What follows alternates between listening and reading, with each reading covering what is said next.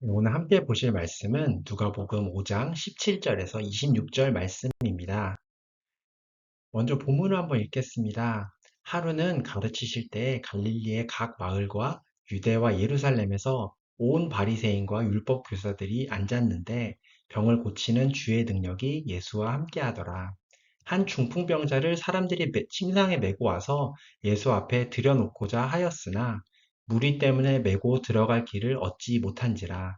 지붕에 올라가 기와를 벗기고 병자를 침상째 무리 가운데로 예수 앞에 달아내리니 예수께서 그들의 믿음을 보시고 이르시되 이 사람아 내 죄사함을 받았느니라 하시니 서기관과 바리새인들이 생각하여 이르되 이 신성 모독하는 자가 누구냐 오직 하나님 외에 누가 능히 죄를 사하겠느냐.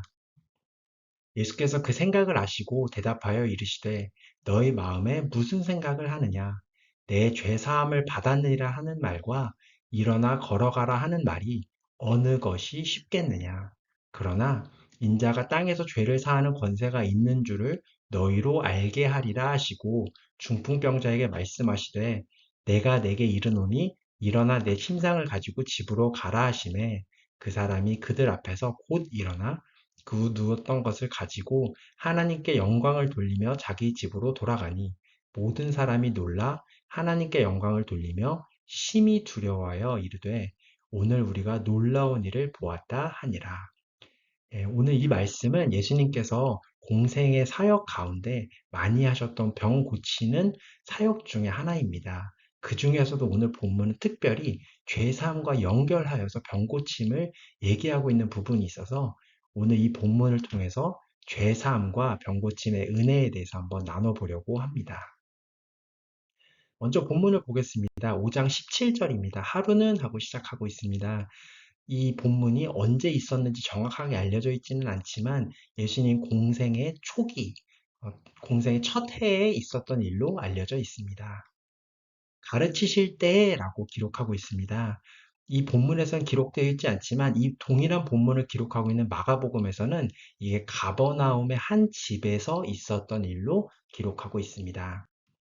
가버나움은 이스라엘의 전체 중에서 북서쪽에 있는 갈릴리 지방 가운데 있는 한 땅이고 갈릴리 호수 기준으로는 북서쪽에 있는 땅입니다. 거기서 가르치시는데 바리새인과 율법 교사들이 많이 왔었다고 기록하고 있습니다. 특히 어디서 온 바리새인과 율법 교사냐면 갈릴리의 각 마을과 유대와 예루살렘에서 온 그렇게 표현하고 있습니다. 갈릴리는 그 가버나움이 갈릴리 지방에 있으니까 동네에서 많이 온 사람들이 있는 거고 특히 유대와 예루살렘에서도 율법 교사들이 왔다고 합니다. 예루살렘은 이스라엘 전체 중에서 남쪽 지방에 있는 땅입니다. 가버나움과의 거리는 걸어서 40시간 정도 걸리는 거리입니다. 그 당시에는 걸어서는 일주일 정도 여행해야 될 긴 거리인데 이 거리를 마다하지 않고 찾아온 걸 보면 그 당시 예수님의 권위와 병 고치는 능력과 말씀의 권위가 널리 널리 퍼지고 있을 때였던 것을 살펴볼 수 있습니다. 그 소문을 들었던 많은 병자들이 찾아왔고 오늘 본문에 보면 한 중풍병자도 찾아왔습니다. 근데 중풍병자는 걸을 수가 없죠. 그래서 사람들이 침상에 메고 왔습니다. 마가복음에서는 네 사람이 그 사람을 들고 왔다고 기록하고 있습니다.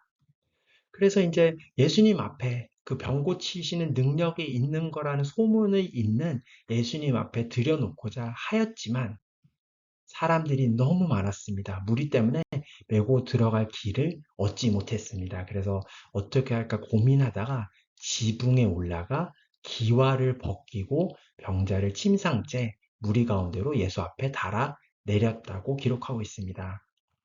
그 당시 집은 이런 식으로 1층으로 이루어진 집이 많았고 특히 지붕은 평평하게 이루어졌다고 하죠. 또 사다리가 옆에 있는 경우가 많아서 가족들이 함께 올라가서 지붕에서도 시간을 많이 보내곤 했었다고 합니다.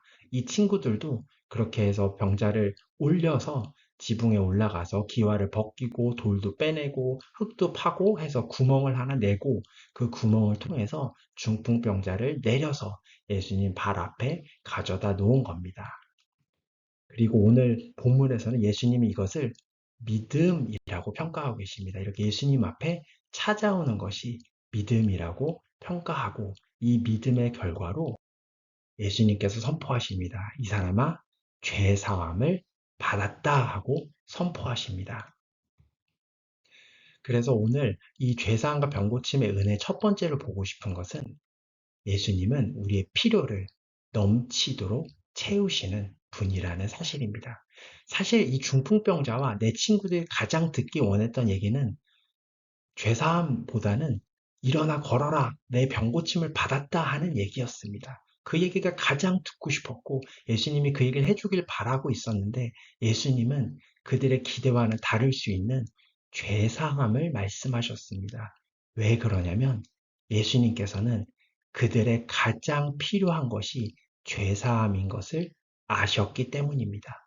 중풍병자는 그리고 네 명의 친구는 자기들의 가장 큰 필요가 병고침이라고 생각하고 있었을지 모르지만 예수님께서는 가장 큰 필요가 영이 살 수 있는, 그래서 영원히 삶을 누리게 되는 죄사함이라는 걸 아셨기 때문에 죄사함을 먼저 선포하시는 장면을 보게 되고, 더구나 은혜인 것은 예수님께서 죄사함만 선포하실 뿐 아니라 병고침의 은혜도 허락하셨다는 겁니다. 24절에 보니까 내가 내게 이르노니 침상을 가지고 집으로 가라 말씀하시고 실제로 그 중풍병자가 일어나서 걷는 장면을 우리가 보게 되죠. 예수님은 우리의 필요를, 우리가 아는 필요를 포함해서 우리가 모르지만 훨씬 더 중요한 필요까지도 충분하게 넘치도록 채우시는 분이십니다. 때로는 우리는 기도하거나 원하는 것이 있거나 바라는 것이 있을 때 예수님께서 일부분이라도 들어주실까 하면서 예수님의 필요를 채우시는 능력과 의지를 작게 평가할 때가 너무 많은데 그게 아니고 예수님께서는 우리의 모든 필요를, 우리의 숨은 필요와 우리가 모르는 필요까지도 충분하고 넘치도록 우리의 기대 이상으로, 상상 이상으로 채우시고 충족시키시는 분이신 것이, 그리고 그 사실을 믿는 것이 중요한 것 같습니다. 그래서 이제 그 죄사함 선포하니까 서기관과 바리새인들은 바로 생각하죠. 이 신성 모독하는 자가 누구냐? 오직 하나님 외에 누가 능히 죄를 사하겠느냐 하고 그 마음속으로 생각합니다. 그리고 그들의 마음속으로 생각했던 생각 중에서 하나님 외에 누가 능히 죄를 사하겠느냐 하는 생각은 옳은 생각입니다. 왜냐하면 하나님 외에 죄를 사할 수 있는 존재가 없기 때문입니다. 구약 성경에는 죄 사하는 장면들이 자주 나옵니다. 그 모든 장면을 통틀어서 죄를 사하시는 권세는 오직 하나님께 있습니다. 민수기 14장에서는 모세가 이스라엘 백성들을 위해서 중보할 때 여호와께서 이르시되 내가 내 말대로 사노라 하면서 하나님께서 죄를 사하시죠. 사무엘하 12장은 다윗이 밧세바를 범한 후에 회개하는 후에 나단이 여호와께서도 당신의 죄를 사하셨다고 하나님의 사하심을 대신 선포해 주는 장면입니다. 그럼에도 이때에도 사하시는 주체는 하나님이십니다. 이사야 6장은 이사야가 하나님의 임재 앞에 있는 장면입니다. 하나님의 거룩하심을 본 이사야는 이제 난 망했다라고 생각했을 때 스랍이 와서 내 죄가 사해졌다고 선포하죠. 하나님의 메신저로서 하나님의 사하심을 선포해주는 장면이 나옵니다. 이렇게 하나님께서만 죄를 사하실 수 있는 이유는 우리의 모든 죄가 궁극적으로 하나님께 대하여 지어진 죄이기 때문입니다. 하나님께 대하여 지어졌기 때문에 실제로 그 죄를 사하실 수 있는 분이 하나님밖에 없는 겁니다. 그럼 오늘 본문에서 예수님은 어떤 권세로 죄를 사하신 걸까요? 그래서 오늘 보고 싶은 죄사함과 병고침의 은혜 두 번째는 예수님은 십자가를 통해 죄를 사하신다는 사실입니다. 예수님은 하나님이시기 때문에 죄를 사하시는데 십자가를 통해서 죄를 사하십니다. 하나님께서는 공의로운 분이셔서 그냥 우리의 죄를 없는 셈 치고 넘어가실 수 없습니다. 없는 척 그냥 우리를 사랑하실 수가 없는 거죠. 우리의 죄의 대가를 반드시 치러야 하고 그 죄의 대가는 죽음인데 다만 의로운 존재의 죄가 없는 존재의 죽음을 통해서는 그 죄가 사해지는 길을 여셨습니다. 그래서 그 구약 세대에는 많은 동물들의 죽음으로 아무 죄가 없고 흠이 없는 동물들의 죽음으로 그 죄가 사해지는 그림을 보여주시고 신약 성경에는 예수님 때에는 예수님께서 죄가 없으신 예수님께서 십자가에 죽으시면서 우리의 죄를 사해 주시는 장면을 보게 됩니다. 그게 기록된 게 히브리서 9장 22절입니다. 율법을 따라 거의 모든 물건이 피로써 정결하게 되나니 피 흘림이 없은즉 사함이 없느니라. 에베소서 1장 7절입니다. 우리는 그리스도 안에서 그의 은혜의 풍성함을 따라 그의 피로 말미암아 속량 곧 죄 사함을 받았느니라.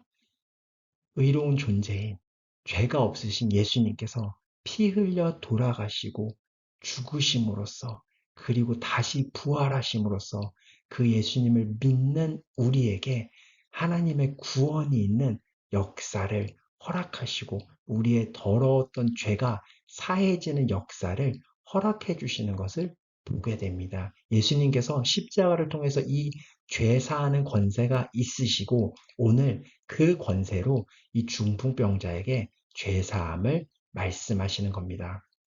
그럼 하나 더 보고 싶은 게 이 죄사함의 효력입니다. 왜 이걸 보고 싶냐면 오늘 본문은 오늘 중풍병자에게 죄사함을 선포하시는 이 장면은 사실 예수님의 십자가 사건 전에 있었던 사건이거든요. 그러면 예수님께서는 아직 십자가에서 돌아가신 게 아닌데 어떻게 죄사하는 권세가 미리 있었을까라는 사실이 궁금할 수 있습니다. 그거에 대해서는 히브리서 10장 14절에 설명해 주고 있습니다. 그가 거룩하게 된 자들을 한 번의 제사로 영원히 온전하게 하셨다고 기록하고 있습니다. 예수님께서는 십자가에 한 번 돌아가셨습니다. 2000년 전에 한 번 돌아가시는 그 십자가 사건으로 말미암아 영원히 온전하게 하셨기 때문에 예수님 십자가 이전의 모든 죄와 예수님 십자가 이후에 있는 모든 죄를 다 사하실 수 있는 권세가 예수님께 있다는 사실을 잘 보여주고 그걸 우리에게 가져오면 우리가 과거에 지었던 여러 가지 나쁜 죄들과 우리의 미래에 지을 죄들까지도 예수님께서 사하실 권세가 있음을 알려줍니다. 그래서 죄사함에 대해서 이 서기관과 바리새인들이 수군거리고 생각하니까 예수님께서 말씀하시죠. 내 죄사함을 받았느니라 하는 말과 일어나 걸어가라 하는 말이 어느 것이 쉽겠냐고 물어보십니다. 여기서 이 본문에서 예수님께서 말씀하실 때 더 쉬운 것은 죄사함을 받는 것입니다. 왜냐하면 일어나 걸어라고 말하는 것은 바로 결과가 확인이 가능합니다. 그래서 일어나면 진짜고 안 일어나면 가짜고 이걸 확실하게 알 수 있는데 죄사함은 죄사함을 받았는지 안 받았는지 우리가 확인할 수가 없습니다.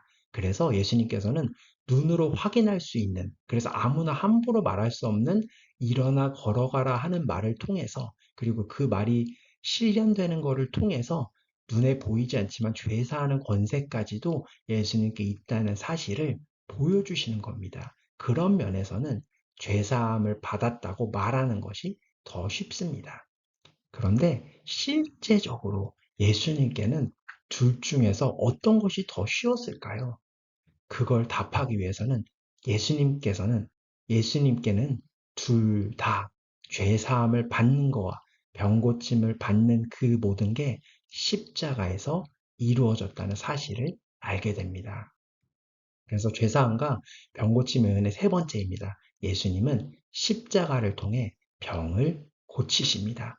예수님은 십자가를 통해서 죄도 사하시고 병도 고치시고 사망도 이기셨습니다. 그걸 잘 보여준 게 이사야 53장 5절입니다. 그가 찔림은 우리의 허물 때문이요. 그가 상함은 우리의 죄악 때문이라. 그가 징계를 받음으로 우리는 평화를 누리고 그가 채찍에 맞음으로 우리는 나음을 받았도다 라고 설명하고 있고 이 구절을 인용해서 마태복음에서는 구체적으로 더 얘기하고 있습니다.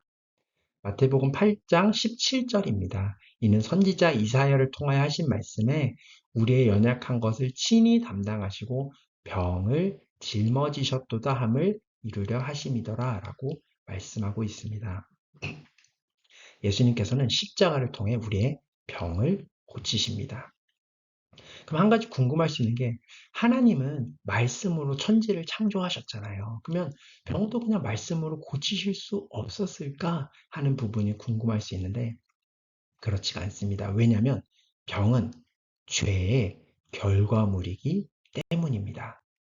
로마서 5장 12절에 보니 그러므로 한 사람으로 말미암아 죄가 세상에 들어오고 죄로 말미암아 사망이 들어왔다고 기록하고 있습니다. 하나님께서 세상을 지으실 때는 죄도 없고 병도 없고 죽음도 없었습니다. 근데 죄로 인해서 병도 들어오고 사망도 들어왔다는 사실을 이 구절이 잘 보여주고 그래서 예수님께서는 십자가를 통해서 문제의 근원인 죄도 이기시고 문제의 결과인 병과 사망도 이기셨다는 것을 이 본문을 통해 잘 보여줍니다.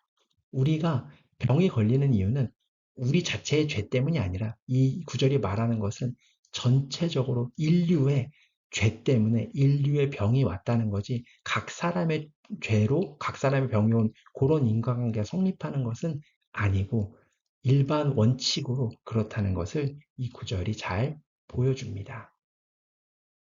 그리고 이게 완전히 나타나는 것은 예수님께서 재림하실 때 새 하늘과 새 땅이 열릴 때입니다.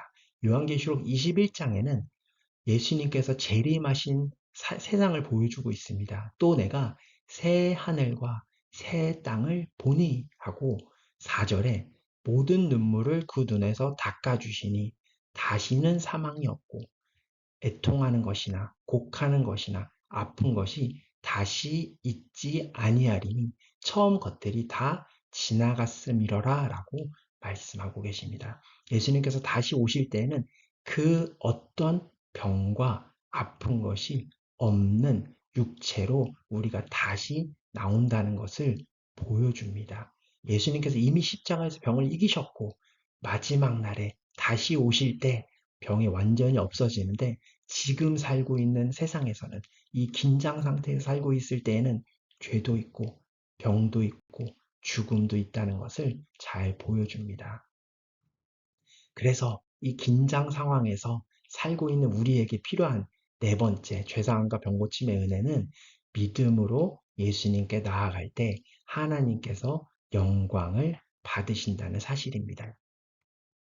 아까 우리가 살펴봤지만 그들은 믿음으로 예수님께 나아갔습니다. 이렇게 병고침을 받으려고 나오는 자세를 예수님께서 믿음이라고 보셨습니다. 그리고 이 믿음의 궁극적인 결론은 하나님께서 영광을 받으신 겁니다. 중풍병자도 일어나 두었던 것을 가지고 하나님께 영광을 돌렸고 모든 사람이 놀라서 하나님께 영광을 돌렸다고 기록하고 있죠. 하나님께 영광을 돌리는 것은 우리 삶의 목적입니다. 우리 삶의 궁극적인 지향점입니다. 그것을 하기 위해서는 우리가 믿음으로 예수님께 나와야 한다고 말씀하고 계신 겁니다. 그래서 믿음으로 예수님께 나아가야 하는데 그러면 아직도 죄와 병이 가득한 이 세상에서 이 현실에서 우리는 무엇을 믿으면서 나아가야 하는 걸까요? 우리가 믿어야 할 구체적인 게 무엇인지 이 본문에서는 세 가지로 알려주고 계신 것 같습니다. 첫 번째는 예수님이 십자가에서 죄와 병을 이기셨다는 사실을 믿어야 합니다. 우리가 예수님께 나아갈 때 지금 내가 저지르고 있는 죄들, 습관적으로 저지르고 있는 죄와 아직 치유되지 않은 병이 십자가에서 모두 다 예수님께서 이기시고 부서뜨리신 것이라는 사실을 믿어야 합니다. 두 번째로 예수님께서 다시 오실 때 모든 죄와 병과 사망이 완전히 없어지고 완전한 육체 가운데 우리가 살게 될 것이라는 사실을 믿어야 합니다. 그리고 마지막으로 하나님은 우리의 필요를 넘치도록 채우실 수 있고 채우시기 원하시는 분이라는 사실을 믿어야 합니다. 우리가 아직 병 가운데 있을 수 있고 습관적인 죄, 아직 그 해결되지 않은 죄에 헤매고 있을 수 있습니다. 그것 때문에 어려워할 수 있습니다. 그리고 병을 위해서 계속 기도하는데 낫지 않을 수도 있습니다. 이거를 가지고 믿음으로 예수님께 나아가는 방법은 하나님께서 우리의 모든 필요를 채우시기에 충분하신 분이시고 채우실 만큼 충분히 선하신 분이시고 지금 내가 이렇게 고생하고 있는 거 아직 고통받고 있는 것은 하나님의 선하신 계획 안에 있는 하나님의 섭리 가운데 있는 것이라는 걸 믿고 하나님의 선하심과 충분하심과 거룩하심을 믿고 나아가는 것이 믿음으로 나아가는 것이고 그걸 통해서 하나님께서 영광을 받으신다는 사실을 이 본문을 통해서 잘 알게 됩니다. 같이 기도하겠습니다. 하나님 아버지 감사합니다. 예수님을 통해서 예수님께서 십자가에서 죄와 병과 사망을 다 짓밟으시고 이기셔서 우리가 자유한 존재들로 살아갈 수 있도록 인도하셔서 감사합니다. 예수님께서 다시 오셔서 우리가 그 어떤 아픔이 없는 세상 가운데 살 날을 기대합니다. 기다립니다. 그 동안에는 이곳에서 살면서 예수님 믿는 믿음으로 살아갈 수 있도록 도와주세요. 예수님 이름으로 기도합니다. 아멘.